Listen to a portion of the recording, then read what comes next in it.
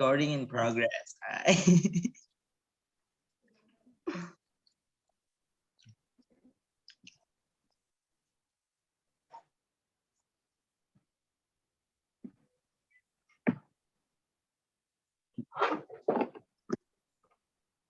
Yuk.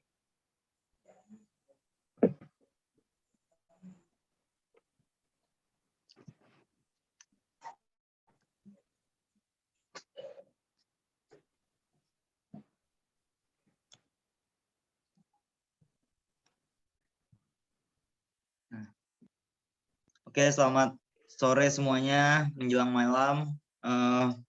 Perkenalkan, kami dari kelompok ovulasi dan fertilisasi, yaitu kelompok 1, akan presentasikan materi yang kami buat. Sebelumnya, Om Swastiastu, Assalamualaikum warahmatullahi wabarakatuh, Shalom, Namo Buddhaya, dan salam sejahtera untuk kita semua. Saya juga mewakili kelompok 1, ingin mengucapkan selamat Natal kepada semua umat agama yang memang merayakannya. Ya, kita lanjut aja. Kelompok 1 sendiri ada saya, Kevin Dipacayadi. Saya di sini berperan sebagai seorang moderator. Dan anggotanya ada Rolanda, ada Sri, ada Gema, ada Devano, ada Naomi. Lanjut.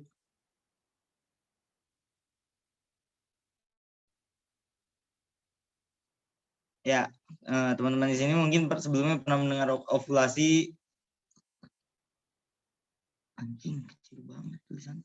Oke, ovulasi sendiri merupakan proses keluarnya telur ke rongga ovari atau rongga perut setelah pecahnya folikel oosit. Dan pemijahan merupakan proses keluarnya telur dari dalam tubuh induk atau rongga ovari ke lingkungan. Dalam habitat alaminya,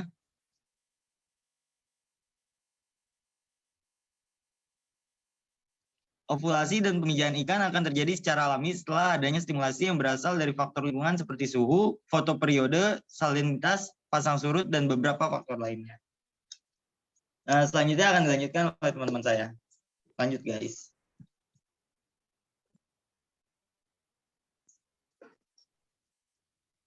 Baik, akan saya lanjutkan.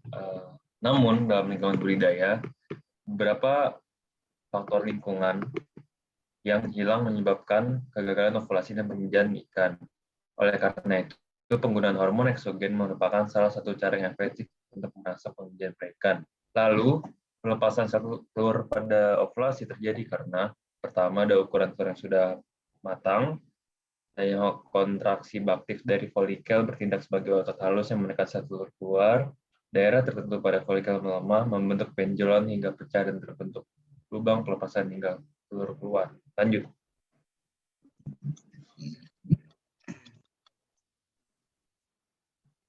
Lanjut.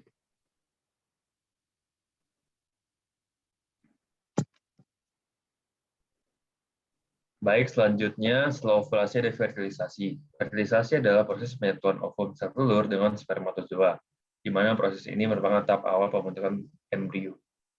Lalu fertilisasi diawali dengan proses pembentukan gamet yang disebut dengan gametogenesis, yaitu proses pembentukan spermatozoa pada jantan dan pembentukan ovum pada betina. Spermatogenesis berlangsung di dalam testis pada bagian tubulus seminiferus, sedangkan oogenesis berlangsung di dalam ovarium. Selanjutnya akan dilanjutkan oleh teman saya. Terima kasih.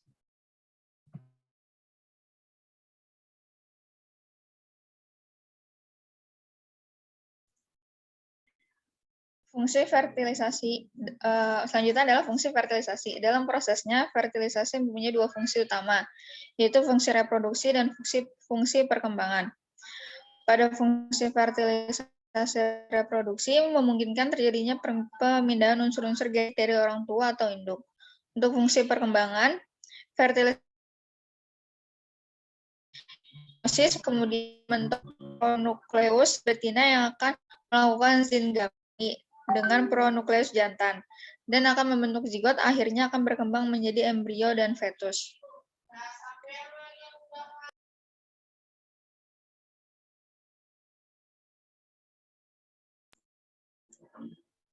Selanjutnya itu jenis-jenis fertilisasi. Ada dua jenis fertilisasi. Yang pertama itu eksternal yang terjadi di luar tubuh dan internal yang terjadi di dalam tubuh.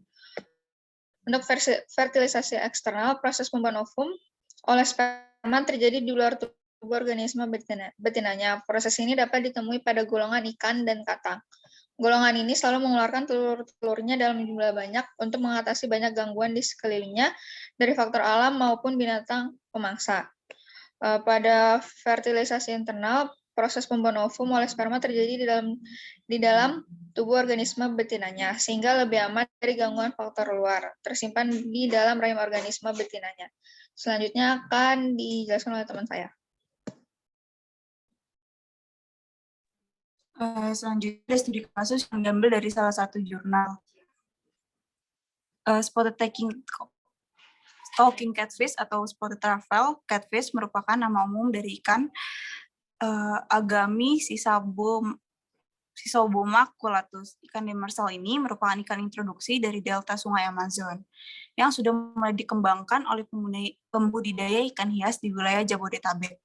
Menurut hasil survei, didapatkan informasi bahwa permasalahan yang dihadapi di dalam budidaya usaha ikan agamis adalah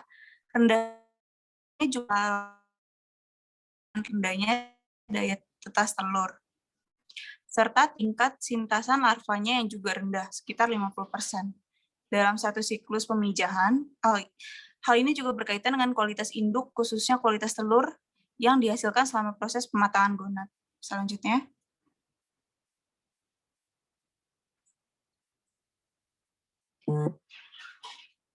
Sebagai penilai peningkatan kualitas telur dapat dilakukan melalui pemberian pakan yang memiliki nilai nutrisi yang cukup.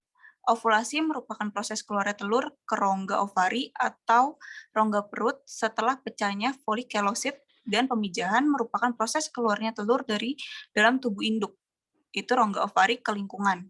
Dalam habitat alaminya, ovulasi dan pemijahan ikan akan terjadi secara alami setelah adanya stimulasi yang berasal dari faktor lingkungan, seperti suhu, fotoperiode, salinitas, pasang surut, dan beberapa faktor lainnya. Beberapa jenis hormon dan bahan kimia lain yang umum digunakan untuk menginduksi ovulasi dan pemijahan ikan adalah hormon gonadotropin releasing hormon analog dari ikan salmon. Dengan penambahan antidopamin atau lebih dikenal dengan ovaprim, human chorionic gonadotropin, aromatase inhibitor, dan antidopamin, dan beberapa hormon lain. Selanjutnya dilanjutkan oleh teman saya.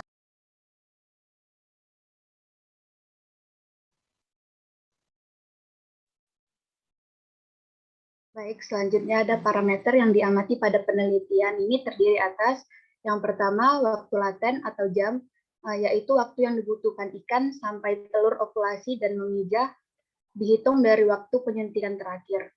Yang kedua, bobot telur ovulasi, yaitu bobot telur total yang keluar pada saat memijah.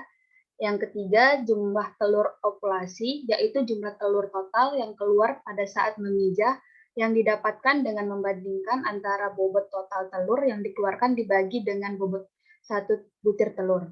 Yang keempat, diameter telur diukur menggunakan bantuan mikroskop okuler perbesaran yaitu 40 kali dan kemudian dihitung kisaran diameter telur rata-ratanya. Selanjutnya, jumlah sampel telur yang digunakan sebanyak 100 butir. Yang terakhir, parameter derajat pembuahan atau DB ditentukan dari jumlah telur yang terbuahi dibagi dengan jumlah total telur dan dinyatakan dalam persen yang diamati 7-8 jam setelah pembuahan. Baik, selanjutnya akan dilanjutkan oleh teman saya. Selanjutnya, kesimpulan. Pada kegiatan pembenihan, opaprim digunakan sebagai bahan perangsang, pematang gonad, dan pemijahan pada induk. Opaprim berperan dalam memacu proses ovulasi dan pemijahan pada ikan. GnRHA yang terkandung dalam opaprim berperan merangsang hipofisa untuk melepaskan gonadotropin. Penggunaan kombinasi hormon human chorionik gonadotropin dosis 500 IU per kilogram dan LHRAH yang ditambahkan antidopamin atau opaprim dosis 0,7 ml per kilogram dalam menginduksi ovulasi dan pemijahan ikan agamisis memberikan respon pemijahan terbaik. Penggunaan kombinasi hormon HCG dan opaprim efektif menstimulasi proses ovulasi telur sehingga dapat menjadi acuan untuk meningkatkan produksi larva ikan agamis dalam pemijahan buatan.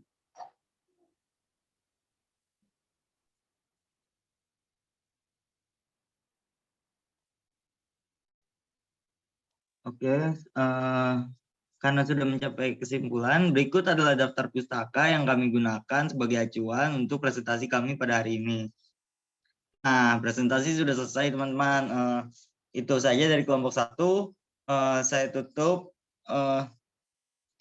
Mohon maaf apabila ada kesalahan. Saya mewakili teman-teman semua mengucapkan terima kasih. Saya tutup dengan Parama Santi. Om Santi Santi Santi Om. Wassalamualaikum warahmatullahi wabarakatuh. Shalom, namo buddhaya, dan salam sejahtera untuk kita semua. Oke.